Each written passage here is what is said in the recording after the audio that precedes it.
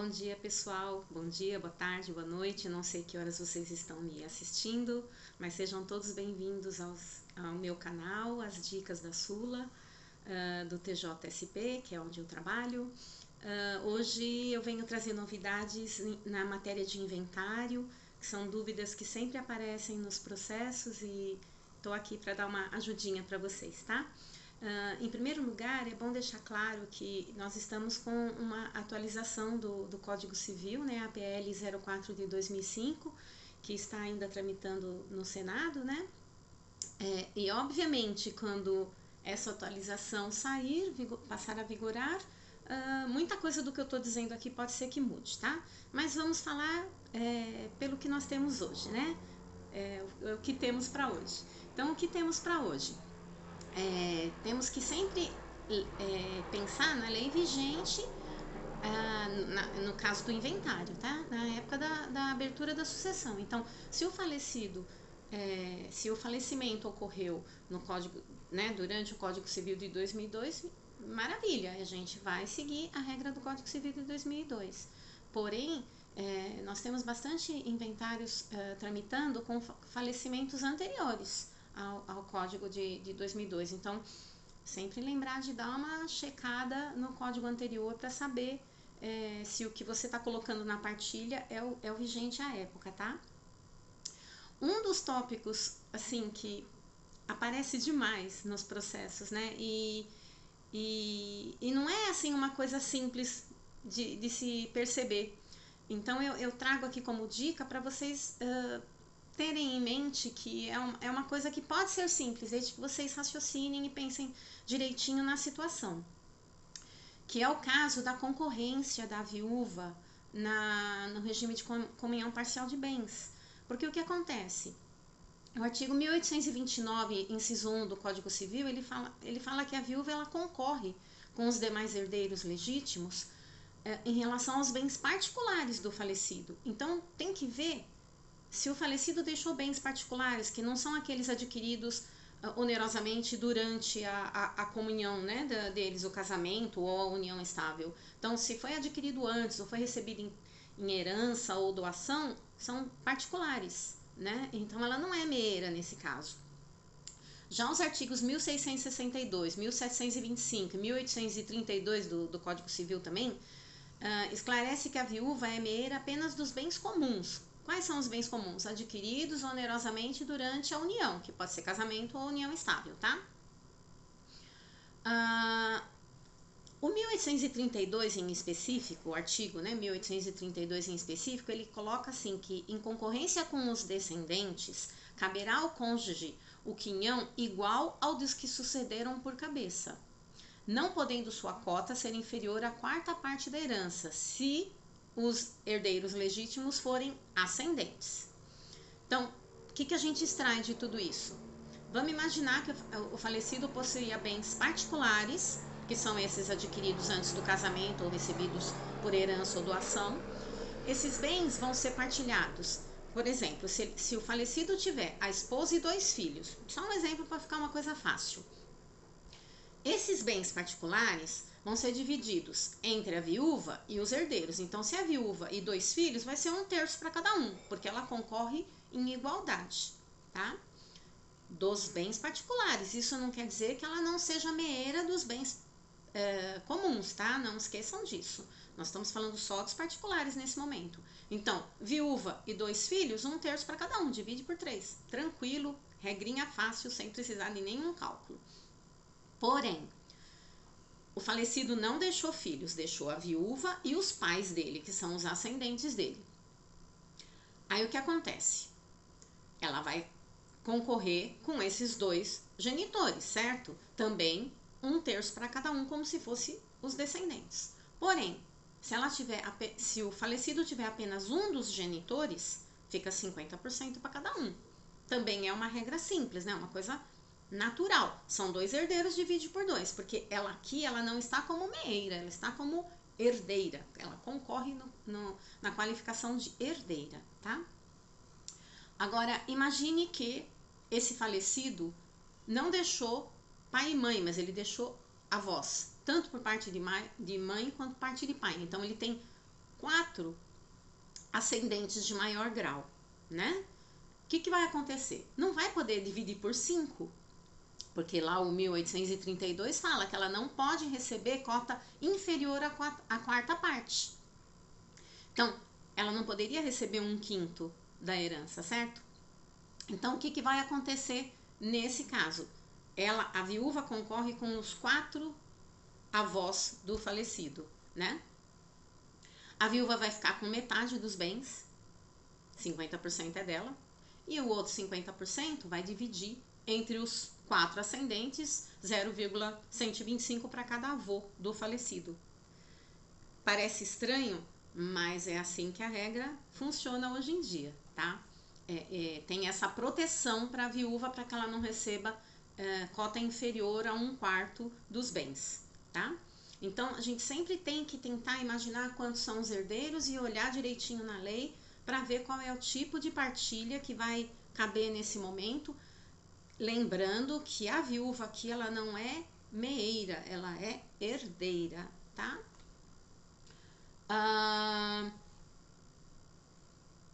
Uma outra coisa, né? Vamos imaginar que o falecido possuía bens que foram adquiridos, além daqueles bens lá particulares, ele ainda possuía alguns bens que adquiriram durante a união conjugal deles, né? Casamento ou união estável. E aí imagina, nesse caso dos bens comuns, aí ela é meeira, 50% é dela. E os outros 50% vai dividir entre os outros herdeiros, que se for, por exemplo, no primeiro exemplo, os 2 filhos, os 2 filhos ficam com 25% da herança e ela com 50%. Por quê? Porque esse 50% já é dela, ela é proprietária desse 50%, por isso que ela é chamada de meeira, tá? Isso não é herança, isso é direito dela, é propriedade dela, tá? Outra coisa que aparece bastante nos inventários, que assim, e é uma coisa que precisa ser analisada pelo juiz, é o direito real de habitação da viúva. Temos tido bastante confusão com relação a isso, porque quando essa viúva não é a mãe dos filhos dos herdeiros, normalmente eles não querem que ela tenha esse direito real de habitação, porque eles querem simplesmente vender o bem imóvel e cada um pegar a sua parte e tá tudo bem. Só que não é bem assim. O artigo 1831 do Código Civil diz que a viúva, ela tem o direito real de habitação no bem, então lhe será assegurado em qualquer regime de bens, tá? Aqui nesse caso a gente não vai olhar o regime de bens, a gente vai só olhar que ela é a viúva, tá? E é assegurado a ela, sem prejuízo da participação que lhe caiba na herança, o direito real de habitação. Então, tanto faz se ela é meeira, se ela é herdeira em concorrência com os herdeiros, tanto faz. Ela tem o direito real de habitação desde que o imóvel em que ela habite seja a residência da família. Tem que ser um imóvel destinado à residência. E tem que ser o único imóvel destinado à residência nos bens todos que estão sendo inventariados. Então, por exemplo, imaginem que o falecido deixou 4 imóveis, só que um era a residência do casal onde eles moravam e a viúva mora ainda hoje, e os outros 3, um era um imóvel rural, um era um imóvel empresarial onde ele tinha a empresa dele, vamos chutar, um escritório de advocacia, é um imóvel comercial, e o outro era um imóvel de veraneio, um imóvel rural, um imóvel na praia, né? Não precisa ter uma atividade rural no imóvel, mas desde que seja um imóvel rural, um imóvel de veraneio que a pessoa vá para passear, para se divertir, não é imóvel residencial. E é isso que a gente tem que levar em consideração, tá? Então, mesmo que o falecido tenha deixado vários imóveis, mas apenas um com a finalidade residencial, a viúva vai ter o direito real de habitação sobre esse imóvel. Então, a sentença que homologar a partilha tem que colocar esse direito real da viúva sobre aquele imóvel em específico, porque daí aquele imóvel não pode ser vendido, tá? Os herdeiros vão poder vender os outros imóveis e dividir normalmente a herança, mas aquele imóvel em que a viúva vive não poderá ser vendido. Por quê? Porque ela tem o direito de morar ali, até o momento que ela desistir de morar ali ou até o momento que ela vier a falecer. Então, sempre temos que analisar exatamente qual é a finalidade de cada imóvel na hora de dar esse direito real de habitação. Agora, se, por exemplo, tinha 4 imóveis, mas dos 4 imóveis a viúva morava em um filho no outro, outro filho no outro, outro no outro, entendeu? Os imóveis eram todos com finalidade de residência, aí a coisa vai brigar um pouco, né? E aí vai ter que ter uma discussão ali, talvez até uma audiência de tentativa de conciliação, para que o juiz consiga ver se consegue dar esse direito real de habitação para aquela residência da viúva, onde provavelmente ela morava com o falecido. E aí vai ter que ser uma discussão e talvez uma audiência de tentativa de conciliação para se organizar tudo isso, tá bom? Então, temos sempre que analisar a finalidade do imóvel na hora de verificar o direito real de habitação. Para não ficar muito longo, porque tem muita coisa para falar, eu vou falar mais uma coisinha apenas, que é a viúva não herda do sogro ou da sogra. Pessoal, o que acontece? João, vou dar um exemplo aqui. João é filho de José. João morreu antes de José. José faleceu no ano de 2000, José pai, e João filho em 1998. Então o João é filho pré-morto. O João continua sendo herdeiro do pai, porque quando ele morreu o pai já tinha bens, né? Isso não, a gente não consegue tirar do João o direito à herança do pai dele. Só que o João faleceu, então ele não tá mais ali. Mas ele tem herdeiros, então os herdeiros dele entram na herança por representação. Só que a viúva não é herdeira por representação, porque quando o João faleceu em 1998, ela não é mais a esposa dele, né? Ela perdeu os direitos hereditários, né, de herança por representação, porque ele faleceu. Então, o vínculo matrimonial entre João e a Maria, né, vamos imaginar que a esposa dele é a Maria, esse vínculo matrimonial se interrompeu quando ele faleceu. Então, os filhos dele sim herdam por representação, mas a viúva do João não pode entrar na partilha do José, que é o pai do João e faleceu depois de João. Assim está escrito no artigo 1852 do Código Civil. O direito de representação dá-se na linha reta descendente. Ponto final. É só para baixo, é só para os filhos, tá? E linha reta, né? Então, é só os filhos mesmo que herdam. E abaixo dos filhos, os netos, né? Imagine que os filhos tivessem mortos também, os netos herdariam. Por quê? Porque está na linha reta descendente, para baixo, tá? Descendo para baixo. Então, não adianta querer colocar a viúva na partilha porque ela não herda, porque ela deixou de ter vínculo matrimonial com o João assim que o João morreu. Então, pessoal, prestem atenção nisso. Não é necessário chamar a viúva nem para ela tomar ciência da partilha, tá? Porque muitas vezes, o que acontece? Os herdeiros são casados. Mas eu sou casado pelo regime de separação universal de bens.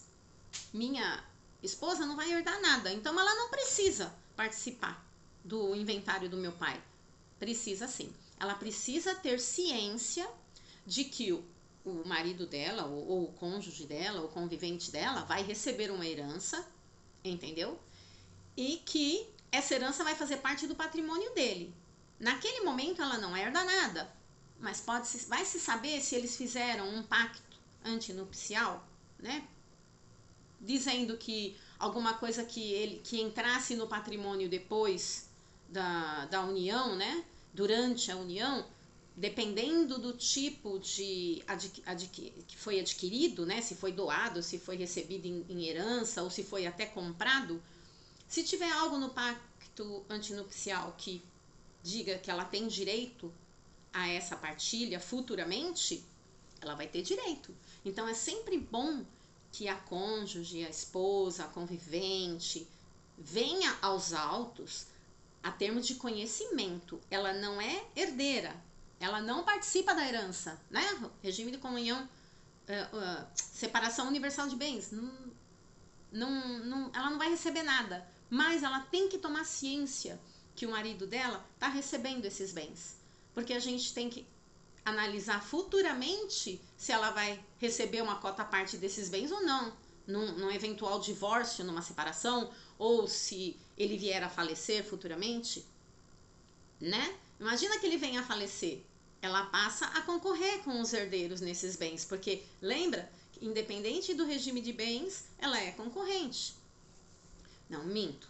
Ela tem o direito, perdão, gente, falei besteira.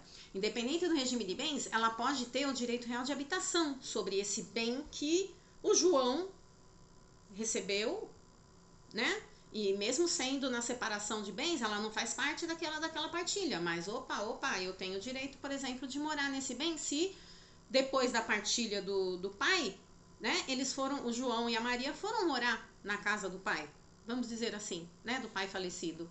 Aí virou a residência deles, né? Passou a ser residencial. Então, sabe, a esposa ela tem que ter conhecimento de que futuramente ela pode ter participação nesse bem. Então é por isso que sempre se chamam os cônjuges, os conviventes, para participar da partilha, mesmo que o regime seja o da separação universal de bens, tá? Separação total de bens.